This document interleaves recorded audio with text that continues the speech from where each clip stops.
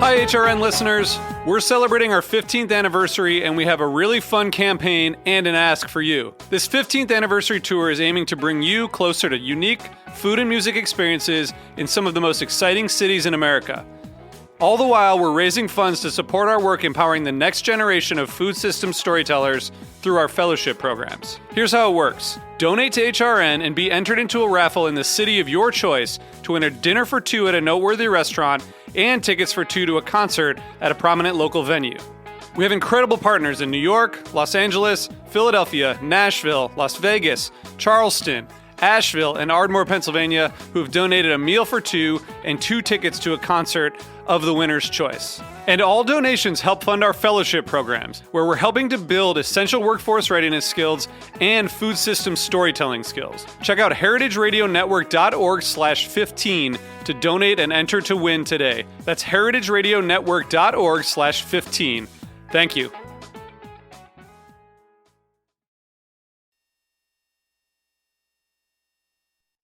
You're listening to Heritage Radio Network. We're a member-supported podcast network broadcasting over 35 weekly shows live from Bushwick, Brooklyn. This year, we're celebrating 10 years of food radio. For the past decade, we've been taking you behind the scenes of farms, restaurants, breweries, school cafeterias, and more. It's been 10 years, and we're just getting started. Find us at heritageradionetwork.org. Hearst Ranch is a proud sponsor of the Heritage Radio Network. Learn more about Hearst Ranch at HearstRanch.com.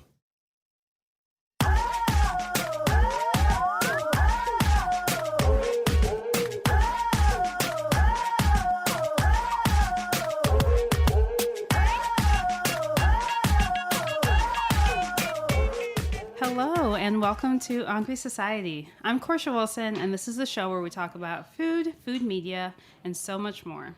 Today's guest is Leigh-Ann Martin, born and raised in Trinidad and Tobago, a chef that lives in the New York City area who creates dishes that merge her Trini upbringing with New York's culinary landscape. She currently contributes to Ark Republic, is a curator of a private dinner series called A Table for Four, and has worked at events from the James Beard House to the Bowery Residence Committee, teaching healthy eating. Leigh-Ann, yes, welcome to the show. Thank you. I'm very excited to have you here. I'm super excited as well, too. Because I had the pleasure of dining at one of your private dinner events, and it was just like such a beautiful experience. Thank and you. So delicious. Thank you. And also because I think this episode is going to double as an ASMR edition because you have one of the most beautiful accents I've ever heard. Well, I tell people, because they're like, oh, where are you from? And I'm like, I'm from Trinidad. And they're like, oh, you don't sound like a Trinidadian. And I say, well, I'm not drunk as yet for you to really hear, the entire Trini accent come out. But I try to speak slow so people could understand when I speak, yes. Well, we have a bar here if yes. you want to do a shot of rum so your accent really comes out. And then you're going to be like, I didn't understand a damn thing she said, but it sounded good. That's so funny. But thank you very much for having me. So tell listeners about your dinner series. How did you come up with it, and what's it like to experience it? So my dinner series started last year. Last year was one of those turning points in my life. I needed to get my life and really, start producing and showing my talents and showing the love of my food, my country's food, West Indian food. And at first, I was like, ooh, I should do this, and ooh, I should do that. And I was like, you know what? When you were blogging about cooking at home for people, food enthusiasts, cooks, home cooks that want to cook and they cook at home. So I said to myself, why not do a dinner series in your home where people could come and see exactly where I create the dishes, where I take pictures, where I sit on the mornings and drink my tea. And that's kind of where it was birthed. And I named it A Table for Four because my dining room could only fit 4 people at a time. And from there on, so I kind of like the sexiness and the secrecy of it. So I don't necessarily put it on, I don't advertise on social media, but I do use some of my contacts that I've met from social media, my network, my colleagues, and my email list from my blog. And so far, people have been really receptive. I do 4 courses paired with wine each course. The wine I get from this super cool Black female-owned wine shop in Brooklyn. The woman's name, the owner, sorry, her name's Heather. And Tanya Hopkins, she's like the wine, rum, spirits, like whisperer. And she really helps me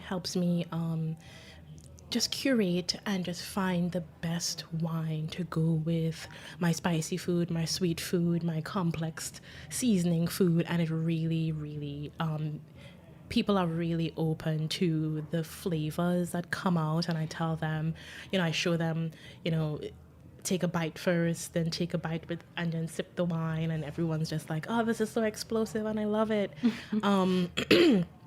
Wine, I feel like, wine is still vegetation.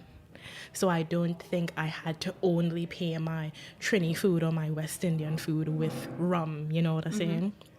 So, yeah. And last year, it took a couple breaks because I was working a full-time job in finance. I've always ever had either a full-time job in finance or accounting. So, and then last year, I was like, I'm going to resign. Yeah, you're one of the reasons I wanted to have you on the show is because you are one of those like rare stories of people who are like, you know what? This isn't it. This ain't it. I'm going to the Caribbean. So when you hear people's story and they're like, yeah, my 9 to 5 just wasn't for me. I loved what I've done when I worked at one of the top 4 accounting firms in the country and at the finance company that I worked at last year. I loved what I did. I just had this burning desire inside where I'm like, I just was not feeling fulfilled. And I was just like I make a joke with my friends and I'm like, oh, there's more to life than a 9 to 5 and waiting for a man. It was, I wasn't feeling fulfilled at all. And I said, I want to travel back to the Caribbean, starting with the West Indies, and figure out my style of cooking and, speak about the food through scenes of Caribbean life. And from, I had to flush this goal out a lot last year, but that is what I started with so far this year. And I'm very, very excited that I was able to take the leap and, resign from my 9 to 5 and create some opportunities for myself to go back to some, a couple countries. And, Your piece that you wrote for Ark Republic is kind of, is it at the start of your journey? So you... Yes. Yeah, in Grenada. Yes. And you went to Grenada? So I went to Trinidad, Grenada, Barbados, and I had a planned trip to the French Caribbean, to Martinique, but that just made sense to kind of go. I only went for 4 days, but it did whet my palate for the rum, the agricole that's out there, and just their production of rum and how they grade it, and the amazing lush vegetation that they have and their culture out there. So that was really, the 4 days went by fast, but it was a really good kind of entry into going back there and kind of figuring out, okay, this is what I want to concentrate on. This is what I want to learn. This is what I want to learn. I'm happy that I was able to go out there with my friend who spoke French. That helped, I bet. It would have been pretty limited as to the experiences that I would have, but yeah, that's it so far. I'm not at the end of May, I'm going to London, but I am going to be cooking traditional Trinidadian food, and I want to meet some people to speak about like diaspora cooking in London, because that's also big. I'm going to London to assist my friend. She's a caterer, and she's going to be catering a wedding, and it's a huge wedding. But it's interesting because at these very celebratory festive events, we always kind of go back to like traditional food and, you know, family style. And I think that's so important because we're doing a very traditional Trinidadian, West Indian menu.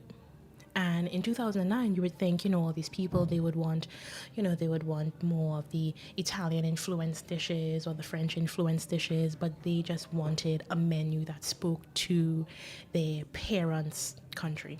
Mm-hmm. Yeah, so that was good. So I'm not going back to the Caribbean, but I am going.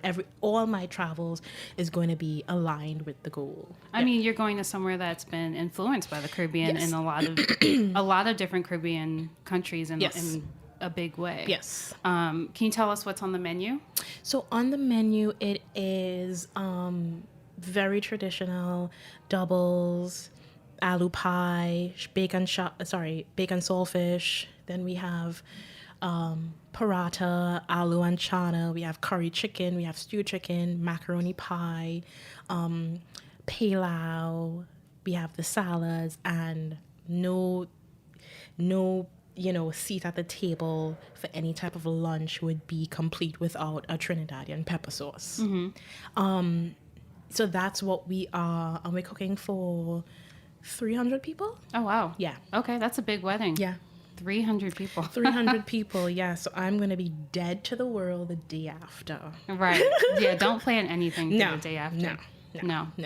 So what is it about the Caribbean and the food of the Caribbean that really speaks to you? I mean, you grew up in Trinidad and Tobago, but you know, you could have just been like, oh, I'm going to quit my job and move back there. Yeah. But you decided to see other islands. Like, what is it that... last year I was having a lot of conversations about there being some type of blueprint to Caribbean cooking. I felt that a lot of times I would read on social media that everyone were saying, oh, this is my version of, my version of, my version of. But in my brain, I'm just like, well, it's the same technique. It should be the same technique regardless of what you call it or, things like that. So I wanted to go back and kind of figure out for myself, is there one universal blueprint for Caribbean food, which there isn't? And, what are the exclusivities in the foodways of that country?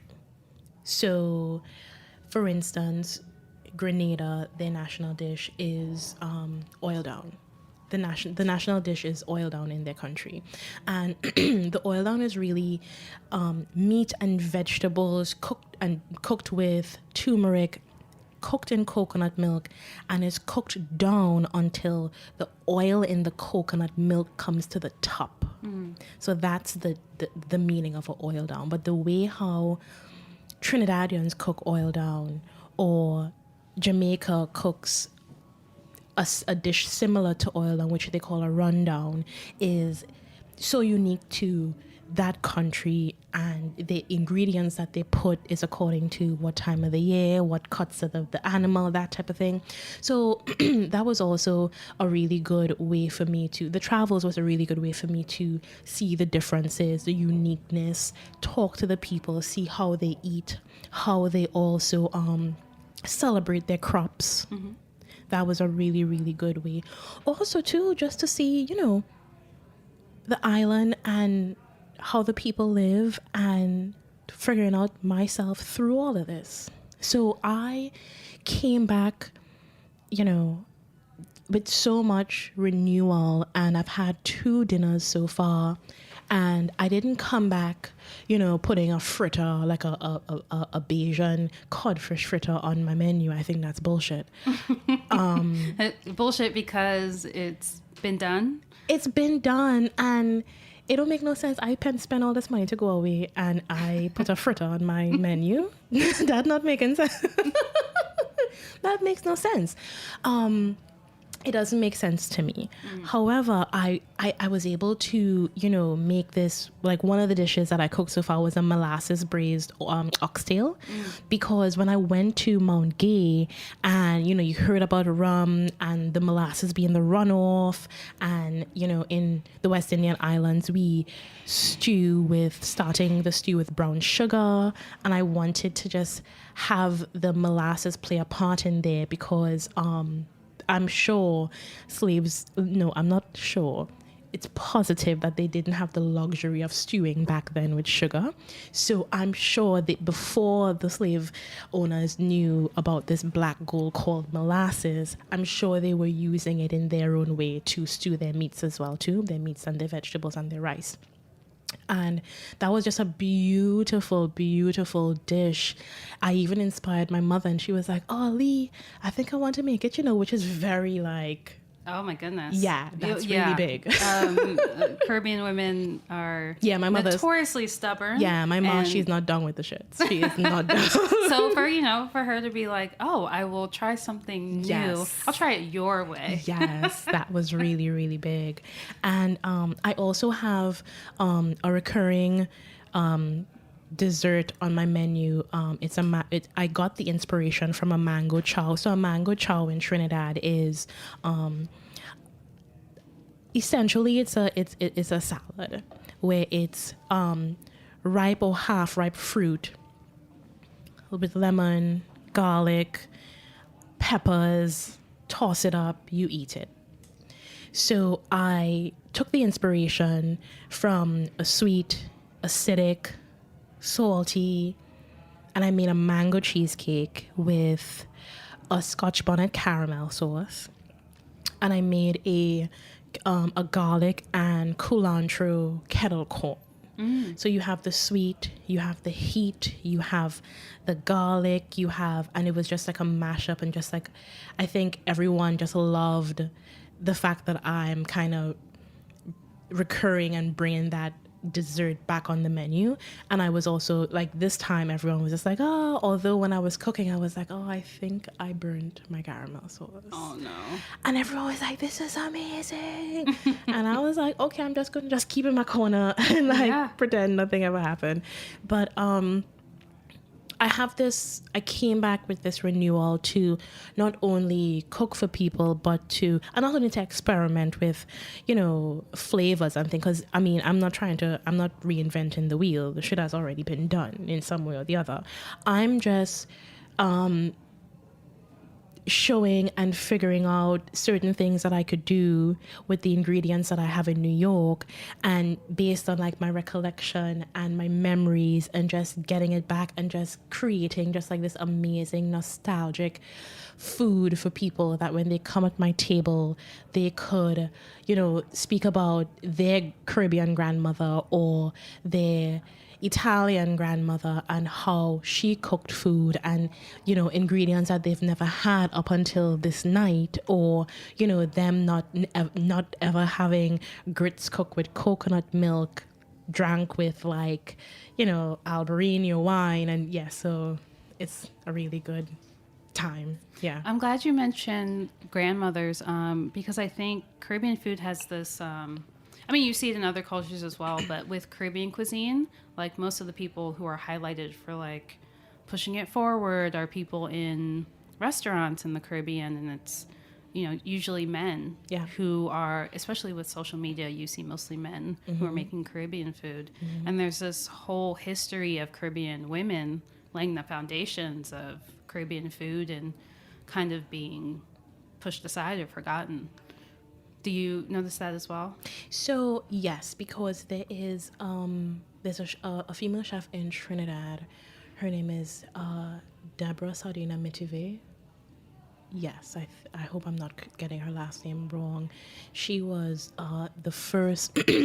She was the first female chef, the head chef of the Hilton in Trinidad, and that's a big deal. She also instructed the Trinidad and Tobago Culinary National Team, and she has a restaurant. She had a catering company. She comes from a background where her mother and father, they still have the restaurant in Tobago. And if it wasn't for Dr. Jessica Harris, I would not have known about her, because I guess she's not at the forefront, but she has shaped the culinary landscape in Trinidad, and I would not have known. Whereas in Trinidad, you hear about the other male chefs. No disrespect to anyone, but that's all you hear about, you know?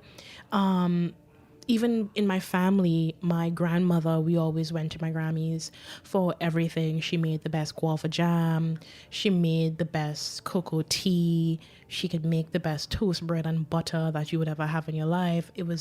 But still, like, I remember my father being the one on a Saturday, cooking cow heel soup in the yard, and all my brothers could cook, but in my family, it was never like a role thing where it was like, well, only Grammys could do this or only my dad could do that. It's only since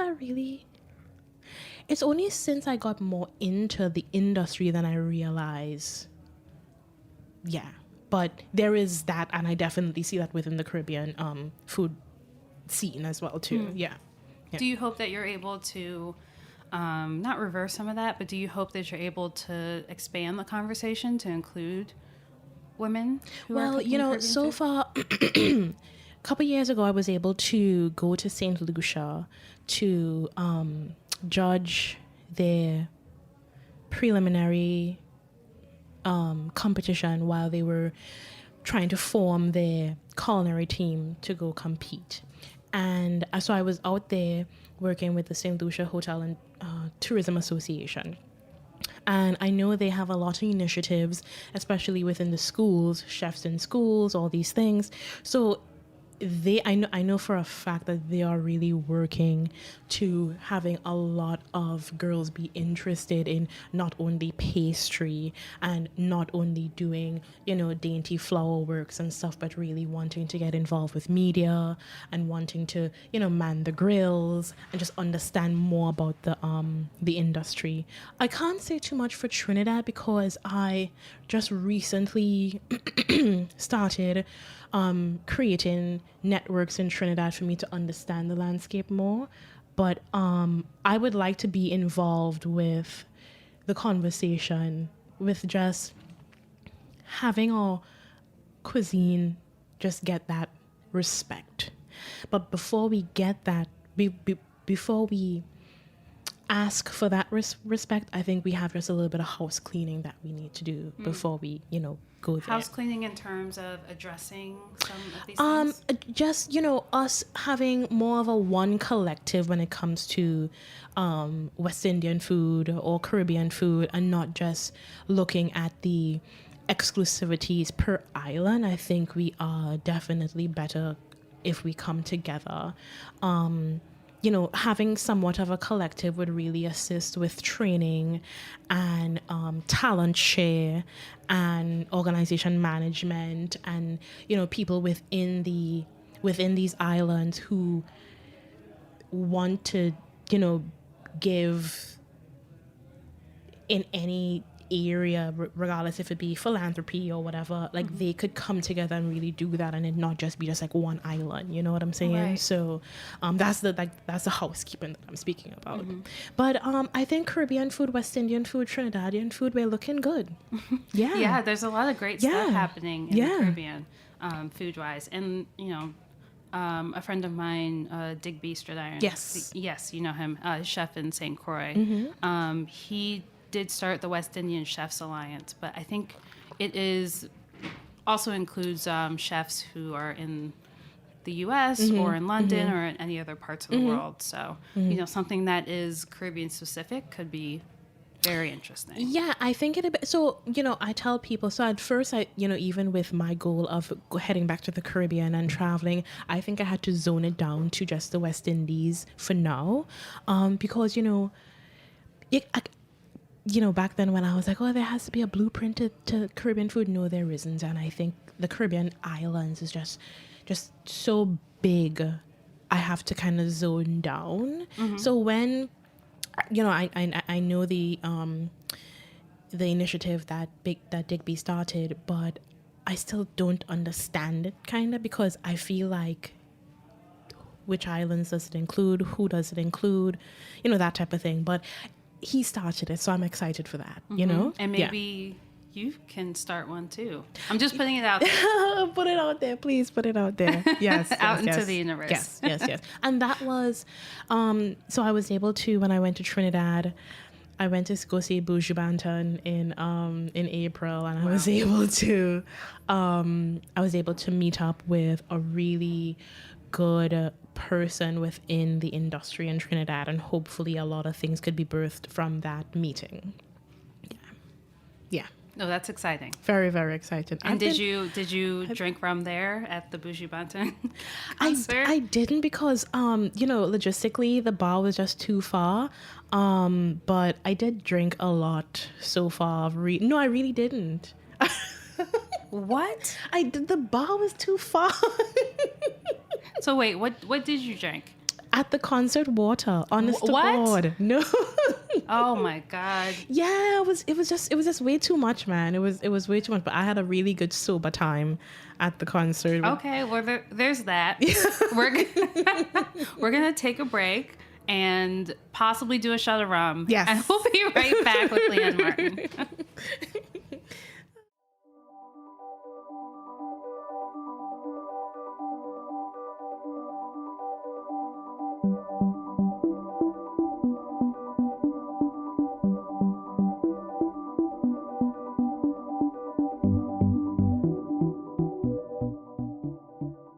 Hearst Ranch is a proud sponsor of the Heritage Radio Network. The Hearst family has been raising cattle on the rich, sustainable native grasslands of California's Central Coast for over 150 years. Piedra Blanca Rancho in San Simeon is the original Hearst Ranch, founded by George Hearst in 1865. George's son was the famous publisher William Randolph Hearst. In addition to being known for building the iconic Hearst Castle, William was, like his father before him, an avid rancher. In his words, "I would rather spend a month at the ranch than any place in the world." Thanks to one of the largest land conservation easements in California history, a joint effort with the California Rangeland Trust, the American Land Conservancy, and the state of California, the working landscape at Hearst Ranch will be preserved forever. Learn more about Hearst Ranch at HearstRanch.com. Coming this May from Heritage Radio Network, the surprising stories of how artists, activists, and entrepreneurs collide in one special Brooklyn community that's changing faster by the day. I am 28 years old. I live in Bushwick, Brooklyn. When I moved to Bushwick, When I moved to Brooklyn, I chose Bushwick randomly. We recently opened up in Bushwick. All over Bushwick. Brooklyn, Bushwick. This is Bushwick Podcast, a series that takes you behind the scenes of how people in kitchens, shops, and countless other community spaces create New York City's most dynamic neighborhood. Each week, we step into the journeys that define Bushwick and break down the forces competing to shape its future. These are local stories like you've never heard before. Join us this May, wherever you get your podcasts. So this is the sound. This is where you get loud or get drowned out, or fall asleep just to wake up. Still, I don't want to go to bed.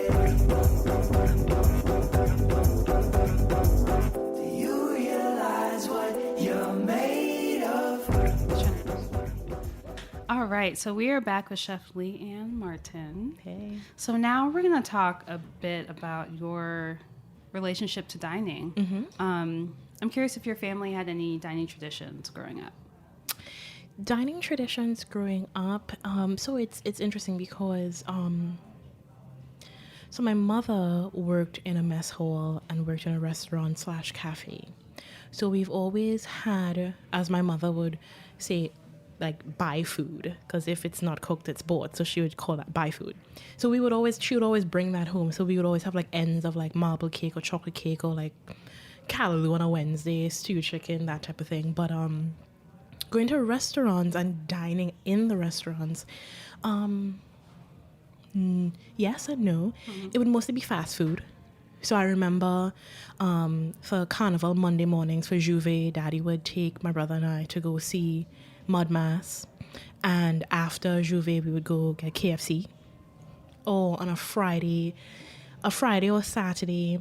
So there's this chain in Trinidad called Pizza Boys, and Pizza Boys has Burger Boys, and Burger Boys has Donut Boys. Oh, wow. They stuck to it. So Their theme. I remember like on a Friday evening or Saturday, Daddy would take my brother and I, and we would go eat pizza and burgers, and we would like go play like in like the little kids playpen. But for the most part, we would buy food and bring it home. So there's a very big Chinese population in Trinidad. We would buy that and bring it home. On a Saturdays, my mother wouldn't cook. So we've always ever had either soups on Saturday or roti. Mm-hmm. So as we got older, my brother who's a year older than me, when he got his license, he would like go around to like different roti shops in Trinidad, on like the southern part of Trinidad, and we'll try different rotis from roti shops.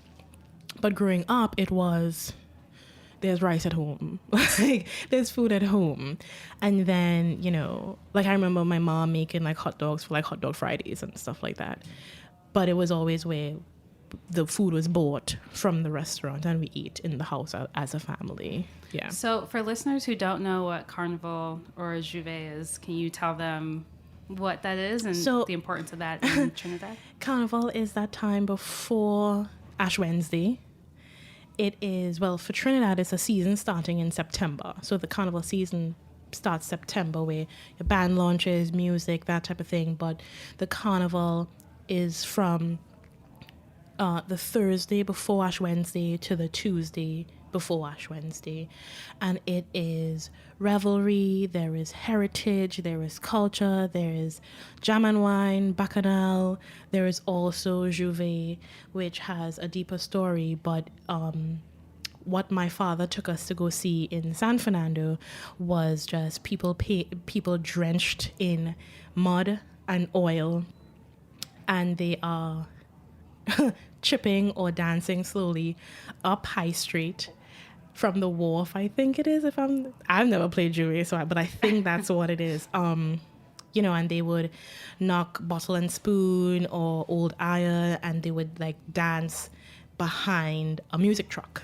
So that is what we went to see when Daddy said, let's go see Juve. And I think he would just get a laugh when we would see like the Devils or the Jab coming up with all their fake blood coming from their mouth, and he would just get a laugh about that. But that's, yeah. But Carnival, when it comes to like food, I remember Carnival just having that spirit in the air. I remember making, shelling fresh pigeon peas with my mother to make pilau and stew peas. We're a pork eating. We love a good pork, so there's salted pork, roast pork, stew beef, all these things. Around Carnival, there's still that Christmas crop of sorrel that's finishing, so you have that in there. You still may have puncha creme and these things from Christmas, so you may have that coming into the Carnival season as well too. Also, that's when the mango trees would start blossoming, so you would smell the mango flowers in the air early in the morning. I remember there used to be a particular it's a citrus that we call, some people call it Portugal, some people call it Portugal. I can't remember the what it's, but yeah. And I remember going in the back and cutting Portugal and oranges and making fresh squeezed juice for Carnival, because my mother, she gave me a very short leash. So I remember spending Carnival with her, but her emphasis was more on cooking for Carnival, so we could enjoy the experience at home. So she would make pizza and she would cook and she would make pork dishes and everything. And that you would go to all these festivals and all these parades, and you would have the corn soups, the cow heel soup. You always have doubles. The Rastafarians would make what we call peas pie, which is just like dough, and they would stuff it with seasoned lentils, seasoned dal and seasoned lentils, if I'm not mistaken, and they would fry it.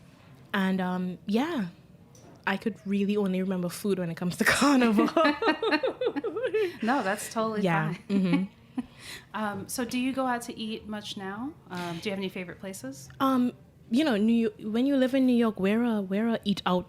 That's an eat out culture city right there. So although last year I resigned, I did come back into the country, and I did get a part-time job with the same company that I resigned. They called me back. Oh, they must have liked you. Thank God. Ooh, John, no. So when I coming home, I have to pass Dean and DeLuca to go to Port Authority. Mm-hmm.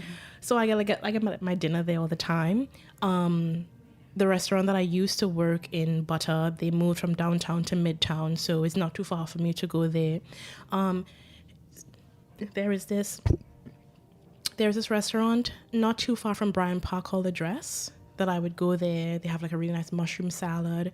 Or on a Saturday mornings, I would get up from New Jersey and I would go to Brooklyn and eat doubles. Or there is this place in Brooklyn that my niece really likes called, I can't remember the name of it, but it's really informal. It's just super chill. The food is good. They have like roasted meats and stuff. It's really, really good. But to say go out and there be like this one good fine dining, no, I would cook in the house. Yeah. Where are you going for doubles in Brooklyn? To A&A doubles. Okay. Yeah. I was gonna ask what's your favorite. I remember going there, like leaving Jersey really early in the morning. That's before they got the new space out on Fulton. And they had this tiny little walk-in, and the owner would put a bench outside, and I would sit on the bench and eat doubles. And then right around the corner, there's a West Indian market. I would go make a little market, and I would go back to Jersey. Yeah, that's a good Saturday. But the double's so good, and you get that craving, and it's like, I need to go into another state and get this fix. Mm-hmm. Yeah. I wish I could go out to Queens, because Queens has a larger Indo-Trinidadian and Guyanese population, and that's where you get the good stuff. But I don't know Queens. I don't know Richmond. I don't know it that well. Any listeners who know the area and want to escort yes around to try the please, food, please get in touch. I really don't know the area at all. Yeah. So I have some questions that I ask every guest. Yes. So I'm going to ask you about your worst dining experience. And you can name the restaurant if you want to, but you don't have to. Interestingly enough, so I've never had... When it comes to it, so far in the city, I haven't had any worst. It's just, service has been really slow, or, the fruit that they said I was supposed to get ended up being 3 pieces of strawberry, things like that. Yeah, disappointing. Yeah. I've never had anyone, any server or anything, make me feel a certain way because of the color of my skin or anything. I want somebody to act crazy with me. You're looking for that? No, I'm really not. Yeah, Lord, I'm not looking for nothing. But when I went to Grenada, it was just and my time in Grenada was beautiful, but at this one spot, the service was so slow. The food was so subpar. Oh, so it took a long time, and then when you finally got it, yeah, it was bad. The only saving grace was that it was on the beach. And it's a beautiful spot, beautiful ambience, but and things like that, I don't blame my server. It's all management. And because I've had all these years as an administrative professional, I'm always like constantly seeing, okay, organizational structure needs to be, you'll need to work on policy, you'll need to work on certain things, you'll need to work on when staff is out, who needs to cover what, that type of thing. But you can't go there unless, the staff has the zeal to even work and that type of thing. So that was the worst. That one really stood out. And it's really unfortunate because my time in Grenada was the best. But that one was just, and the food was just not the greatest at all. Yeah. I mean, it could be worse. It could be worse. You were still on the beach in Grenada. Yes. You could have been, Yes. I don't know, Port Authority. Yes, with all the bums and Subpar meal. and in the winter and stuff like that. Yeah. Yeah. So my last question for you. If you could have your last meal in a restaurant, where would it be and who's invited?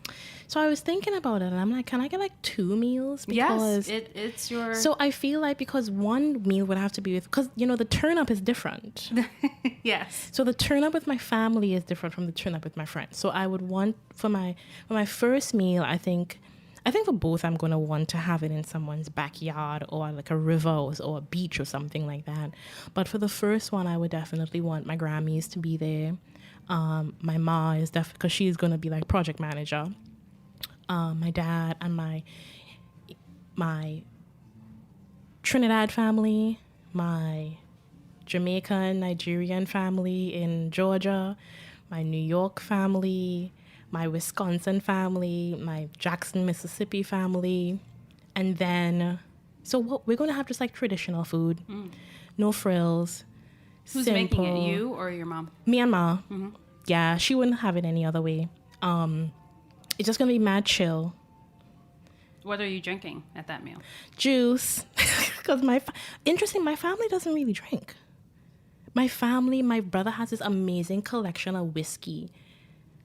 But it's like, we don't really drink. So just like juice and water. My family's really big on tea. So we have tea and stuff like that. That's why I tell you, like, the turn-up's different. Right.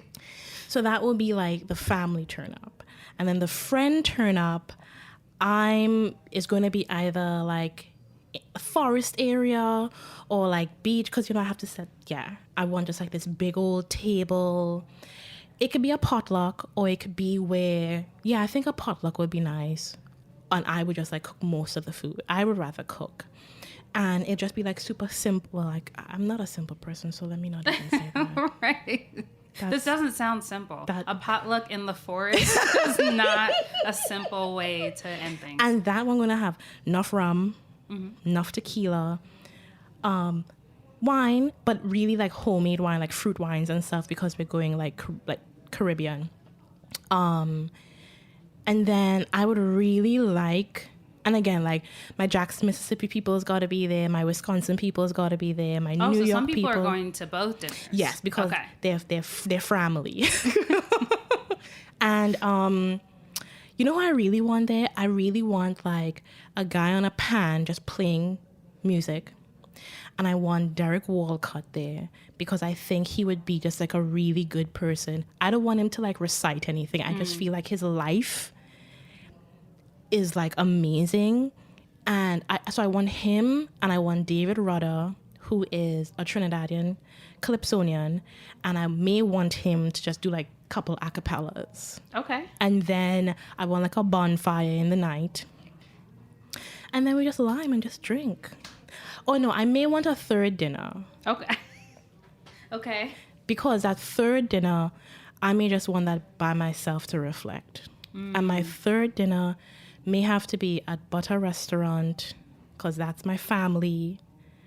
And I just want a glass of champagne and a steak. Wow. Yeah. I like that a lot. And I'll be good. Really good. And I'll be good. So how can listeners support you and find your work? So they could follow me on Instagram. They could follow me on Facebook and on Twitter. Disclaimer, on Twitter, I say whatever comes to mind.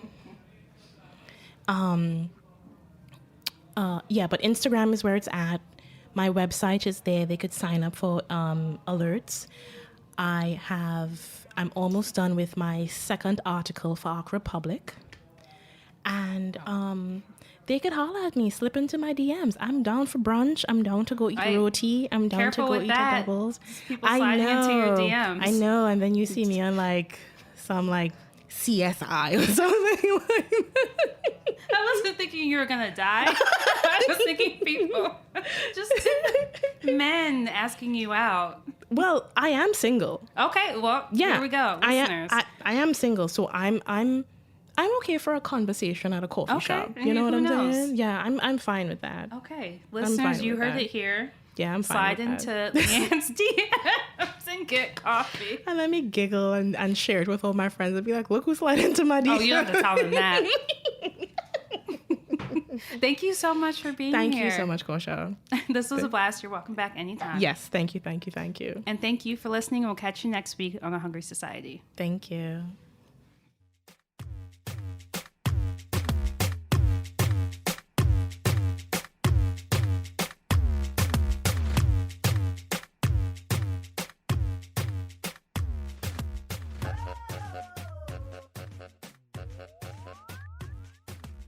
Thanks for listening to Heritage Radio Network, food radio supported by you. For our freshest content and to learn more about our 10-year anniversary celebration happening all year long, subscribe to our newsletter. Enter your email at the bottom of our website, heritageradionetwork.org. Connect with us on Instagram and Twitter at heritage_radio.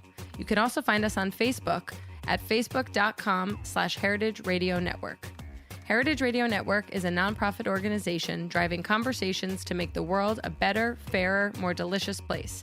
And we couldn't do it without support from listeners like you. Want to be a part of the food world's most innovative community? Subscribe to the shows you like, tell your friends, and please join the HRN family by becoming a member. Just click on the heart at the top right of our homepage. Thanks for listening.